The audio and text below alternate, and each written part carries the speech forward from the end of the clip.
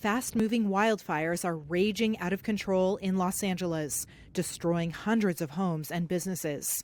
Tens of thousands of people have been ordered to evacuate, including celebrities. And on Wednesday, the wildfires turned deadly. U.S. President Joe Biden was briefed by fire officials in Santa Monica. Unfortunately, 2 people have lost their lives. Residents have lost their lives at the Eaton fire. It's impacting tens of thousands of homes, not only in the city of Pasadena, but also the county area of Altadena. Fierce winds were hurting firefighting efforts and fueling the flames, which have grown since they began on Tuesday. Officials said the winds have made it impossible to offer aerial support for the firefighting mission. Here's LA Fire Chief Kristen Crowley. We knew there was a potential for a significant threat to our constituents due to the weather event. High winds. I've never seen the winds in my 25-year career. The biggest blaze has consumed thousands of acres in Pacific Palisades, one of the most expensive neighborhoods in the country that sits between Santa Monica and Malibu, home to many musicians, film and television stars. Jamie Lee Curtis, Mandy Moore, and Eugene Levy were among those forced to evacuate. This Pacific Palisades resident looked at the wreckage in disbelief. He said he lost everything. I mean, everybody's lost, not just this community. The community next door, I'm sure all the people up there have lost everything. It's just pretty devastating. This is pretty devastating. I don't think LA's seen anything like this before, not even the earthquake.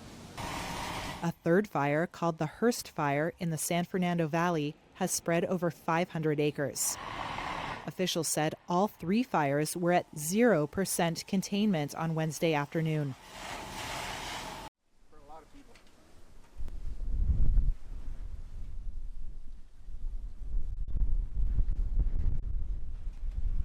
Well, it's kind of sad, you know. I mean, everybody's lost, not just this community. The community next door, I'm sure all the people up there have lost everything. It's just pretty devastating. This is pretty devastating. I don't think LA's seen anything like this before, not even the earthquake. Don't know. I'm going to go sit and watch the news all day, have a beer. How much would you say that you've lost? Everything. I got my car, whatever's in my car. So, don't know. I hope the feral cat's okay.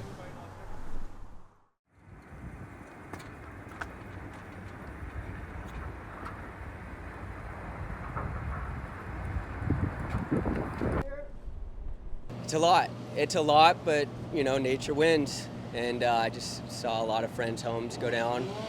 Luckily, my place saved. We lost a lot of homes, and it's unfortunate, but that's, you know, part of the world we live in today. On a positive note, you could see the ocean again. I mean, you go by all these houses, they're all burned down. You have a clear side of the ocean, so that's like, as a native, or maybe going back to the Chumash Indians, real natives, that's the positive note. I know the world is looking at images of our city's devastation. I have seen the front lines of the Palisades fire, and it is staggering. I spoke with President Biden today and Governor Newsom earlier today, and they assured me of full federal and state support. As we head into tonight, we are still facing strong and erratic winds. In Palisades and in Sylmar, we are very much in an active firefight. I can report to you that the Woodley fire, however, in the Sepulveda Basin is under control. I can also report that finally air operations have resumed, and that is a big deal, but it is up to the winds as to how long the air support can continue. The Palisades fire continues to demand significant local, regional, state, and federal resources. Currently, the fire is over 15,800 acres and is growing, with 1,792 personnel who are currently assigned. And as we know, I want to be very, very clear that this incident is very, very dynamic as we speak.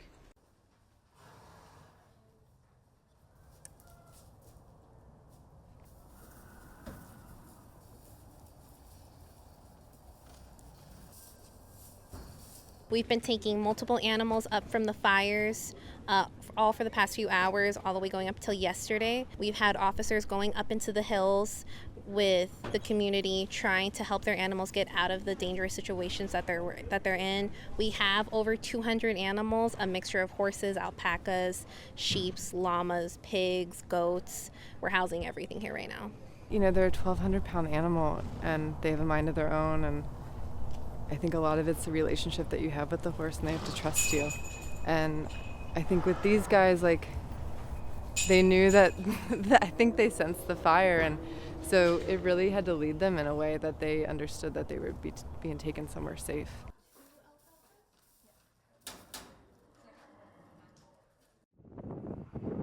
Donald Trump says he wants to make Greenland a part of the United States, and he has not ruled out using military force. It might be that you'll have to do something. So how likely is he to succeed? Back in 2019, US President-elect Trump brought up the idea of buying Greenland from Denmark, but they turned him down. The Arctic island holds strategic significance for the US military. The shortest route from Europe to North America runs through Greenland. It's also rich in minerals, oil and natural gas. Environmental concerns have led to bans on oil and gas extraction.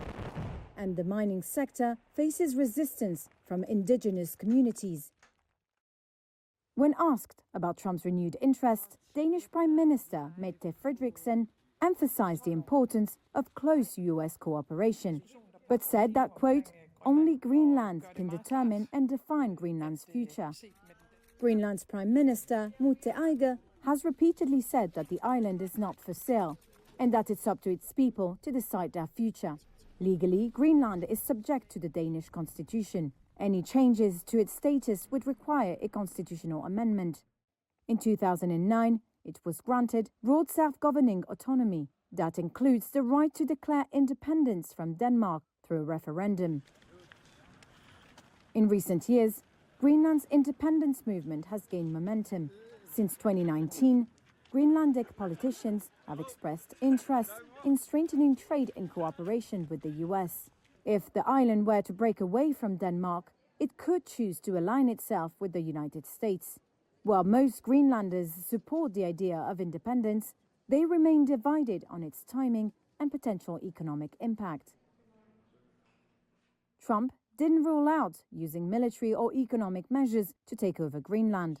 These remarks have sparked international concern.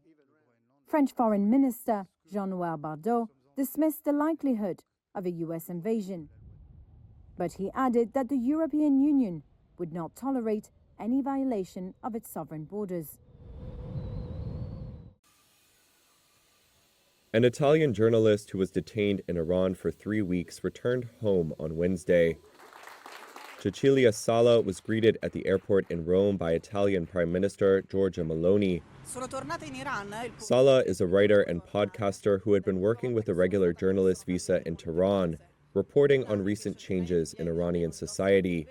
On December 19th, she was detained in Tehran on accusations of, quote, violating the laws of the Islamic Republic and placed in solitary confinement. Sala was taken in 3 days after Iranian businessman Mohammed Abedini was arrested in Milan on a U.S. warrant. That warrant alleges that Abedini supplied drone parts that Washington says were used in an attack last year that killed 3 U.S. service members in Jordan. Iran has denied both involvement in the attack and using Sala as a bargaining chip. Abedini remained in a Milan prison on Wednesday, and Milan prosecutor Francesca Nani told reporters that, for the moment, his position, quote, remains unchanged. A court is due to decide next week on his request to be released to house arrest ahead of eventual proceedings to extradite him to the United States. Sala was released just 3 days after Meloni made a surprise visit to Florida to see U.S. President-elect Donald Trump. A senior political source declined to give details, but said the meeting had played a role in Sala's release.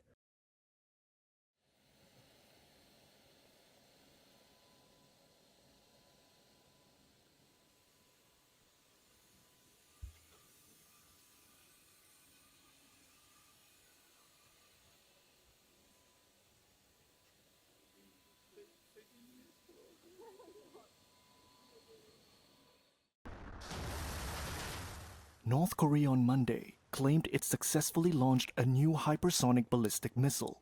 According to the state media on Tuesday, the missile flew 932 miles at 12 times the speed of sound, reaching as high as 62 miles before hitting its target. The missile launch comes less than 2 weeks before U.S. President-elect Donald Trump returns to office. This is North Korea's first missile launch since U.S. Election Day last November. KCNA released photos of North Korean leader Kim Jong-un monitoring the launch with his daughter. Their report also said that the missile's engine section used carbon fiber, which is lighter and harder than other materials used in aerospace, but harder to make.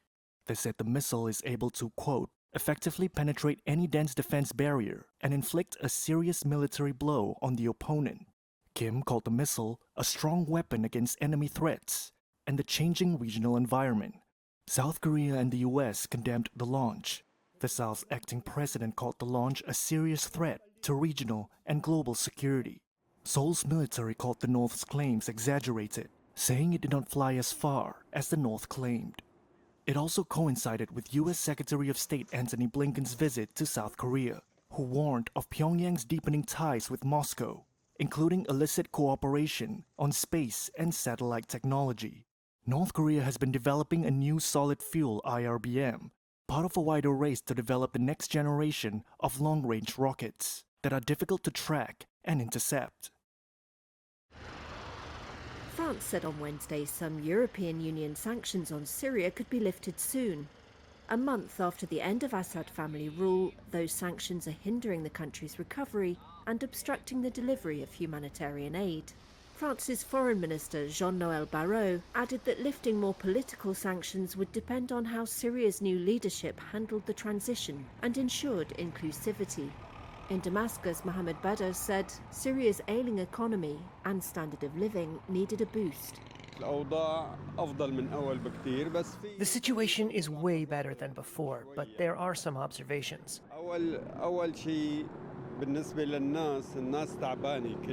First of all, people are tired. I totally respect all the new decisions. I respect everything that is happening. And I respect those who are working seriously. I respect everything. But the problem is that people are tired and people's incomes are low. International flights have resumed for the first time since rebels toppled Bashar al-Assad on December 8th, and reunited families hugged and cried with joy. Bassem al-Hariri said he hadn't been back for more than a decade. I'm a dissident police officer. I left Syria in 2012 and have not returned since then. I cannot describe my happiness.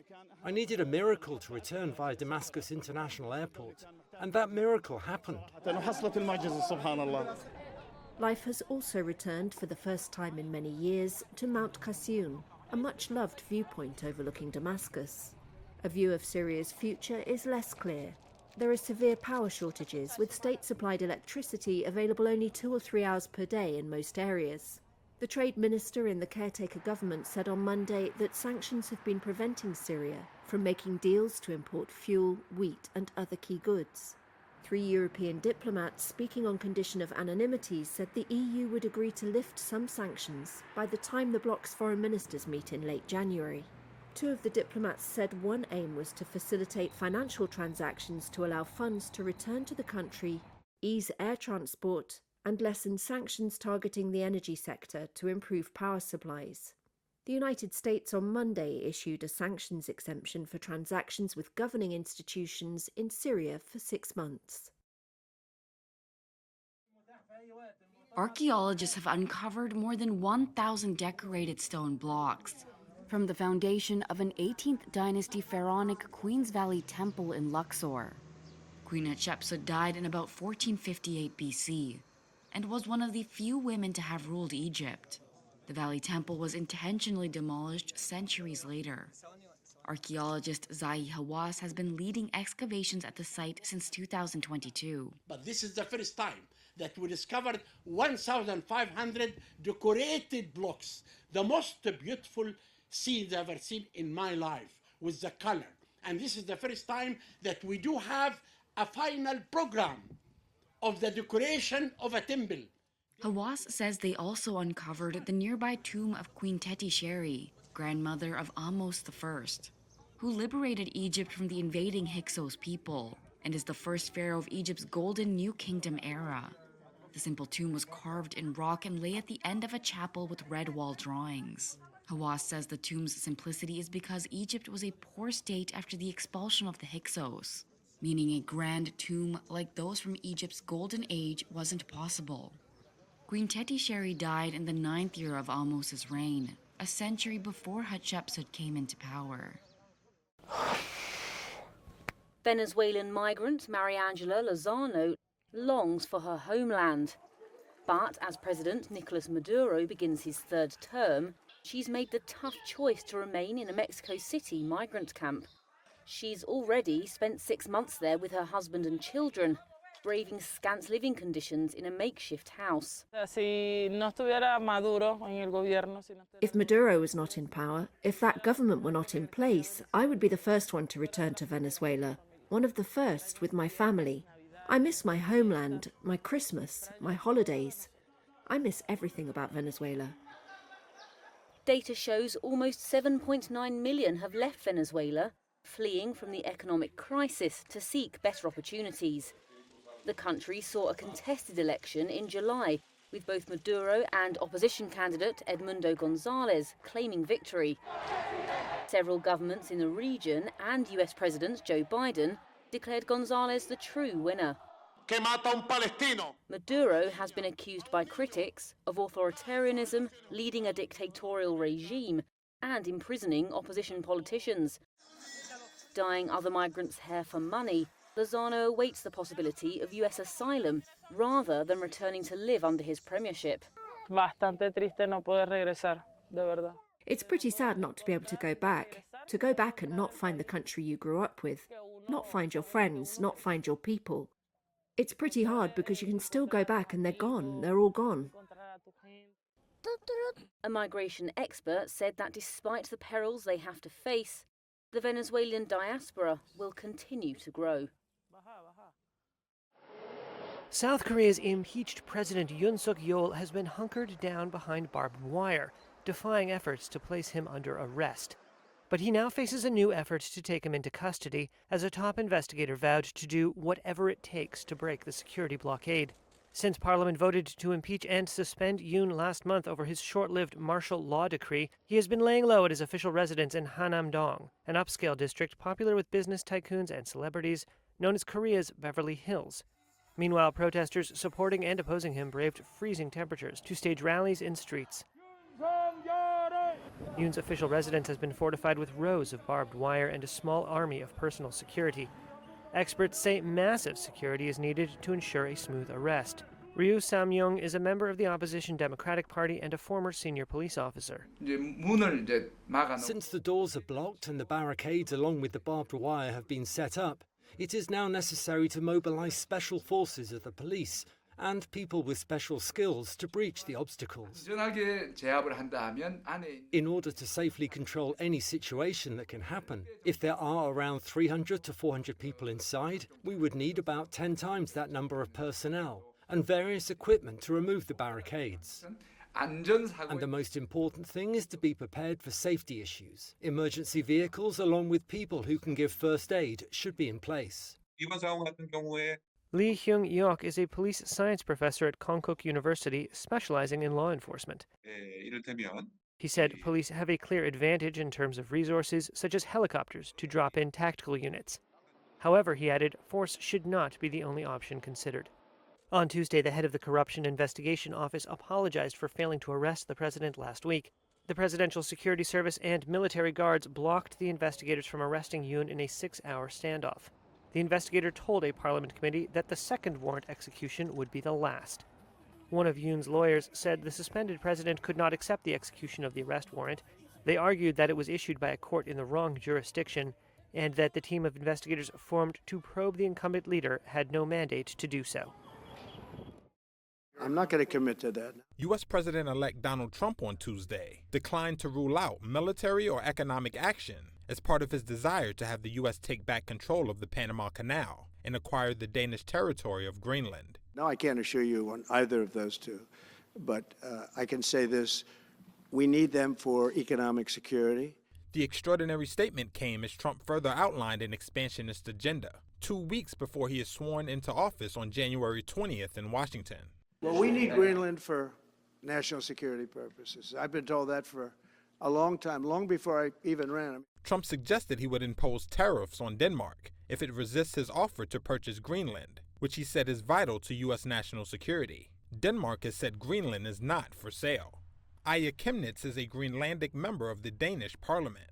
It's a question of whether should we maybe collaborate a bit more with the US. We shouldn't be bought by anyone because Greenland is not for sale and Greenland will not be for sale, but we can have a closer collaboration on business development with the US.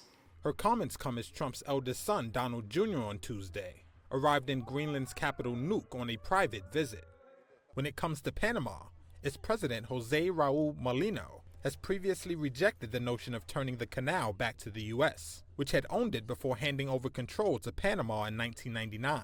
We gave the Panama Canal to Panama. We didn't give it to China. And they've abused it. They've abused that gift. It should have never been made, by the way. Giving the Panama Canal is why Jimmy Carter lost the election, in my opinion, more so maybe than the hostages. The press conference, Trump's second since he won the November 5th election, took place one day after Congress formally certified his victory. Nobody's ever won so many cases as I have. Meanwhile, on the same day, a New York appellate court denied Trump's bid to halt the sentencing Friday for his conviction stemming from hush money paid to a porn star. Also on Tuesday, a judge in a separate case temporarily blocked special counsel Jack Smith from releasing a report on his investigations into Trump for his mishandling of classified documents and attempts to overturn the 2020 presidential election.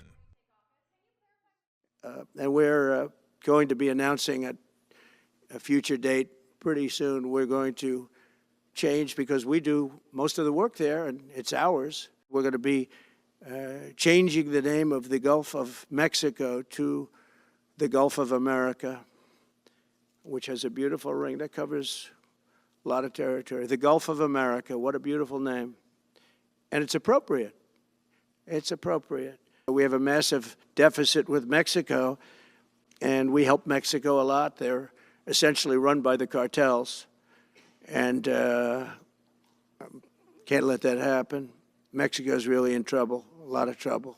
Very dangerous place. You are asking me if I think the United States will invade Greenland. The answer is no.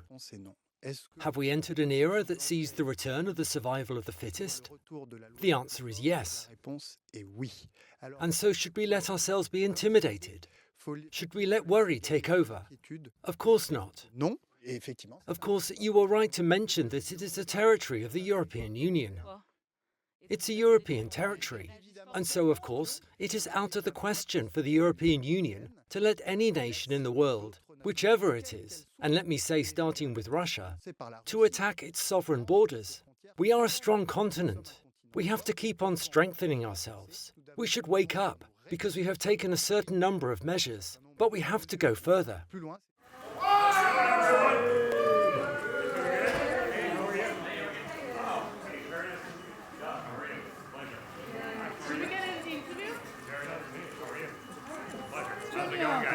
We're a little pressed for time because we only have a couple hours of daylight, so we got to see everything, but we're really excited to be here.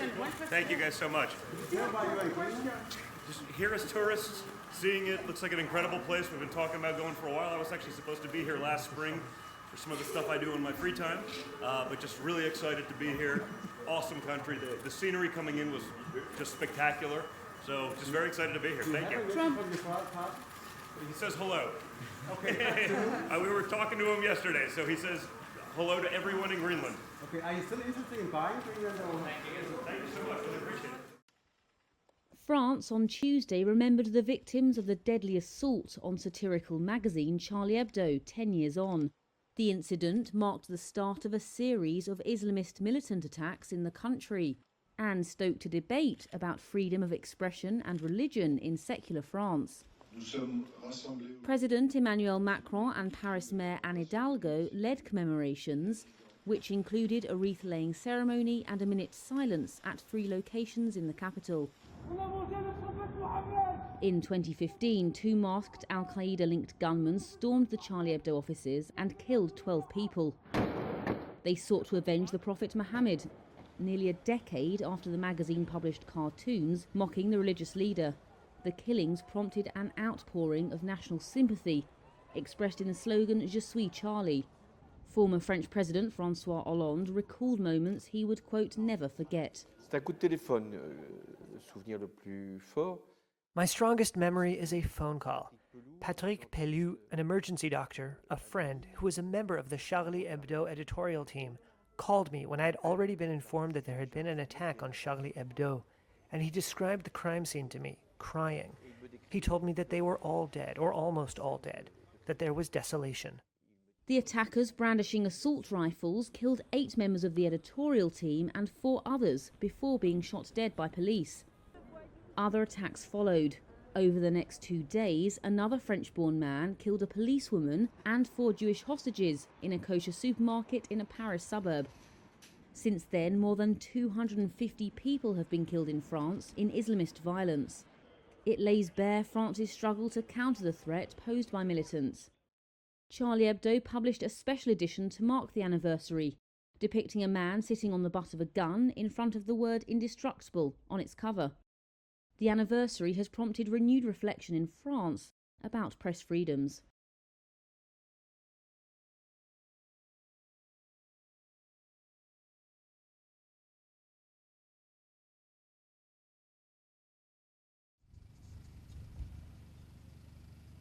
This is the 14th day we've been looking for him, and for him to come out and be in such good spirits and in such great condition, it's incredible.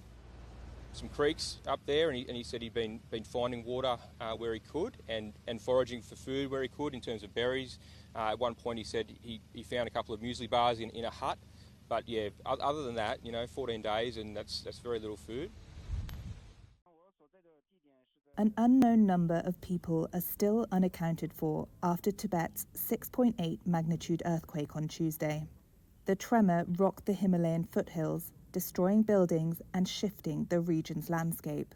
At least 126 people were known to have been killed and 188 injured on the Tibetan side by lunchtime on Wednesday, according to state broadcaster CCTV.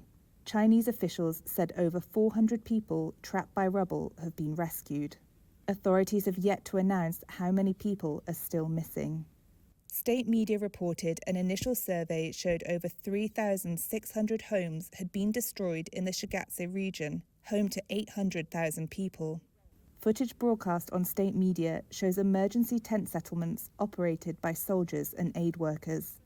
Any survivors still trapped under rubble have already endured a night in freezing temperatures, with the high-altitude region experiencing temperatures as low as 0 Fahrenheit overnight. Experts say people trapped, or those without shelter, are at risk of rapid hypothermia and may only be able to live for 5 to 10 hours, even if uninjured. The search area for survivors is the size of Cambodia, adding to the enormous pressure on rescuers. So this morning I was on Everest in my Camp 1 at 5,700 meters. And, my tent was shaking pretty intensely. So I woke up, I looked out, and I saw many avalanches coming down, seracs collapsing, big chunks of glacier exploding, and a pressure wave hitting my tent, doing some damage there. And it was a spicy moment. So when I descended, there were some certain sections where I had to walk through that debris, and those were the sections where I was definitely speeding up to reduce the amount of risk exposure that I had due to the time that I was spent there. I've been in earthquakes before on Everest. In 2015, I experienced a very severe one here. And I know there are aftershocks, and it's just logical that there will be more stuff coming down with aftershocks. So it just felt right to go down. It just didn't make sense to go higher up. There was no fear. It was just the logical aha moment where I was just like, this makes sense. Let's go back to the base and let's observe. Let's see what happens. I will definitely get some good rest right now. It's late already in Nepal, and it's going to be nice to finally sleep in a building again, not in a tent, and feel safe. And I will take some time to observe the situation and make an informed decision on whether to go up or not.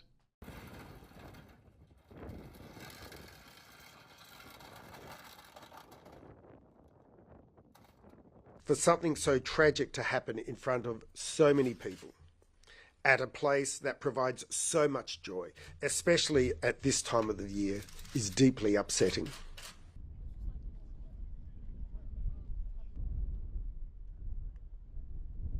Tragically, we have lost 3 lives.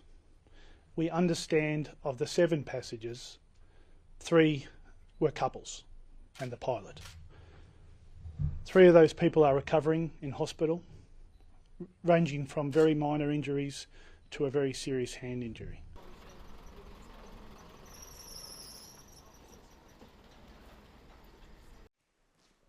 Josef Binder may get a second chance at seeing his dream Austrian government. He voted for Herbert Kiekel's far-right Freedom Party of Austria, or FPO, in the September polls. And the collapse of the country's centrist coalition talks on Sunday has put Kiekel in the driving seat. While some have voiced fears Kiekel could be too extreme, Binder rejects this. I think he is a very reliable man. And what I appreciate about him is that he's someone who doesn't bend. I think he is a person who does not allow himself to be corrupted or bribed. Maybe then he's dangerous from the point of view of others. But in reality, he's not dangerous at all. Kiekel has been tasked with forming a government and has called on the Conservative People's Party, or OVP, for imminent coalition talks. He threatened the prospect of a snap election if the party isn't, quote, honest when meeting. That's while his support is still rising and the OVP's falling. Kiekel is Austria's first FPO chancellor since the party was founded in the 1950s, under a leader who had been a senior SS officer and Nazi lawmaker. One political analyst branded this a crucial moment in Austria's history. Both FPO and OVP overlap on issues including immigration policy and cutting taxes. And Binder approved of the potential partnership. I was very surprised myself. I assumed that there would be this 3-party coalition and that these last few days have seen such dynamic events. I was really, really surprised, but also delighted.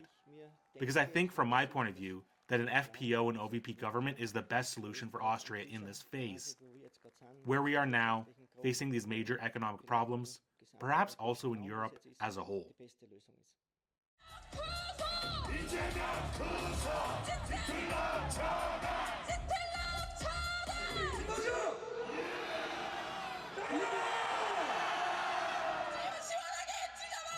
I realized that all the South Korean media have been lying, and that made my heart boil with anger. This is the country that we love. We have to protect it. The elderly people always say to me, actually, if we die, that's it. It's you, the young people, that are in trouble. This is in fact what motivated me to participate in more of these rallies these past few days. Actually, Yoon's declaration of martial law did not cause any actual harm, including the basic rights of the people. Therefore, the charge of insurrection cannot be established, and the impeachment does not make any sense. Now, the opposition Democratic Party has declared that they will exclude the charge of insurrection in the impeachment motion, and that means they know it's an unreasonable move. Jean-Marie Le Pen, who founded France's far-right National Front party, has died at the age of 96. His death was confirmed by his daughter Marine Le Pen's political party, National Rally. Over a career spanning 40 years, Le Pen helped rewrite the parameters of French politics. He did that through a mix of populism, eloquence, and charisma, and by harnessing voter discontent over immigration and job security. In 2002, he shocked onlookers by making it into a runoff in France's presidential election. He lost that contest in a landslide to Jacques Chirac, But the movement he built continued to grow over the past 2 decades. Le Pen was an unabashed nationalist who decried the European Union, which he believed undercut the power of member countries. Controversy was his constant companion, and accusations of racism dogged the National Front from the moment he co-founded the party in 1972. In 1996, Le Pen was tried, convicted, and fined for declaring the Nazi gas chambers were, quote, merely a detail of World War II history. The comment provoked outrage in France. Asked if he regretted the comment in 2015, he said he stood by it. The National Front was renamed National Rally in 2018, which was led by Jean-Marie's daughter Marine Le Pen until 2022.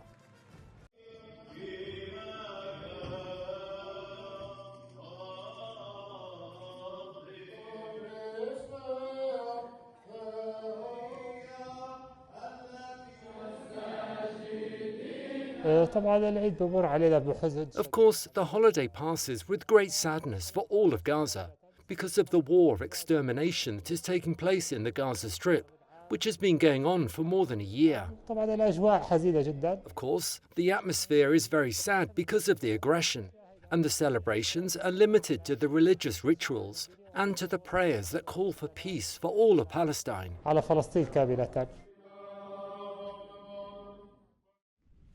Canada's Justin Trudeau says he will resign as Prime Minister once his ruling Liberal Party picks its next leader. One of the few Canadian leaders to win 3 consecutive terms in office, Trudeau's popularity started dipping 2 years ago over high prices and a housing shortage, and has never recovered. Trudeau took over as Liberal leader in 2013, when his party was in deep trouble and in 3rd place in the legislature for the first time. In the 2015 election, he pushed an upbeat message and took advantage of voter fatigue with the Conservative government to propel his party into power. Sunny ways, my friends, sunny ways.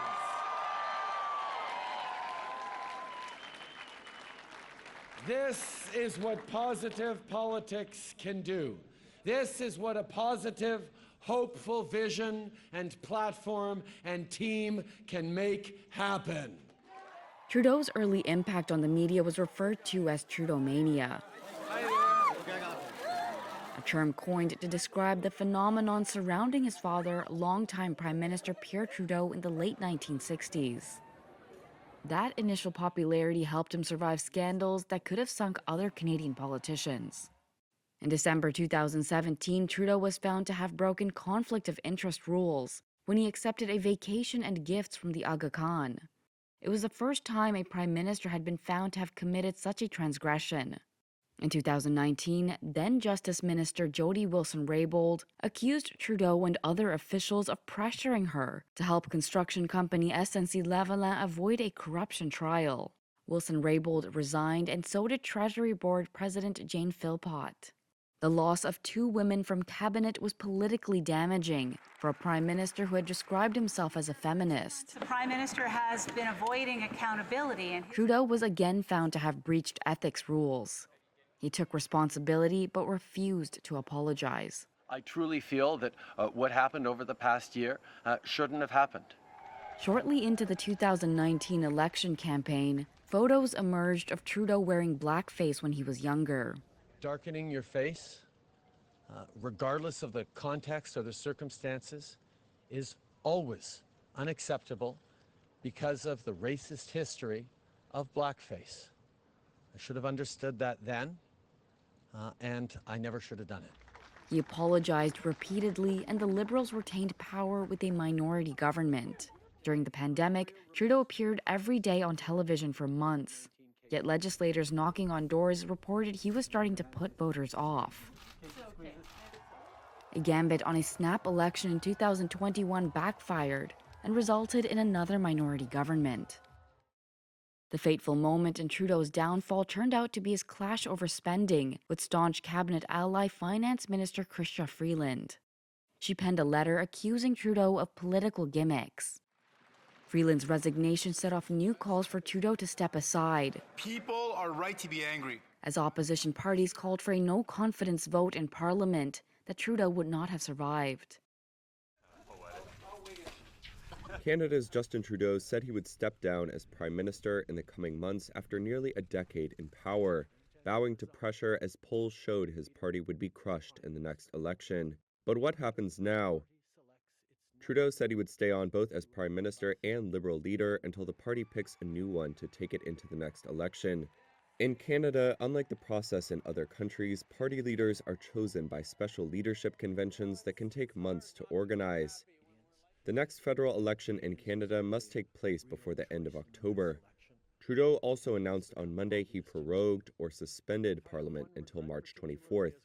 This means opposition parties who had planned to bring down his minority government as soon as they could will now have to wait until sometime in May. If all the opposition parties vote together on a non-confidence motion, the Liberals will be defeated and a new election called. If the Liberals are still in power by Parliament's scheduled summer break on June 20th, an election would be held as scheduled. The Liberals could also be brought down over the annual budget, most likely to come in April. When Trudeau took over the leadership in 2013, the contest lasted 5 months. A nightmare scenario for the Liberals is that the party takes so long to choose a new leader that Trudeau will still be in charge when the next election is called. That means it's likely the party will announce a shortened contest designed to get the next leader in office as soon as possible. Former Finance Minister Chrystia Freeland and Mark Carney, former Governor of the Bank of Canada and the Bank of England, could run to replace Trudeau alongside a number of current cabinet ministers. Polls strongly indicate that the Liberals will lose the election, no matter who the leader is.